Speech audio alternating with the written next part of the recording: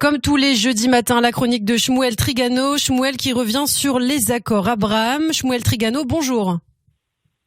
Bonjour Ilana. Les délégations continuent de se succéder à Jérusalem, comme à Dubaï ou à Manama, pour mettre en œuvre les accords d'Abraham.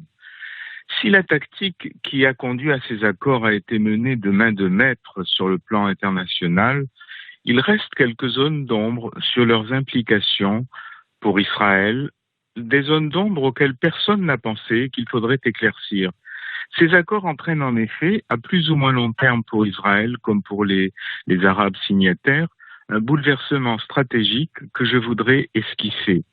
Sur le plan régional, face à l'impérialisme iranien chiite, Israël pourrait bien en effet se retrouver dans le camp des États sunnites contre les chiites, c'est-à-dire engagé dans une guerre en dernier recours religieuse, une situation inédite, pleine de répercussions, mais avec quel impact pour la stratégie d'existence nationale juive? Jusqu'à quel degré ces conflits sont les siens, sont ceux d'Israël?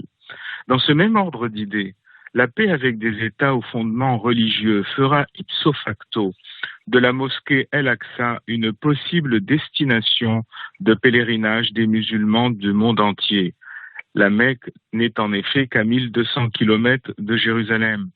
Netanyahou, semble-t-il, promet à l'Arabie saoudite une position dominante dans le Waqf qui gère le mont du Temple et la mosquée d'El-Aqsa en échange de la signature des accords par l'Arabie saoudite.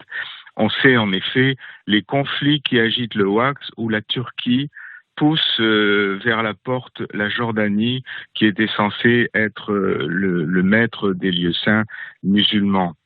La question qui se pose, c'est comment Israël gérera cet état de fait sur le plan de sa présence sur le mont du Temple et plus largement de sa présence en Judée-Samarie.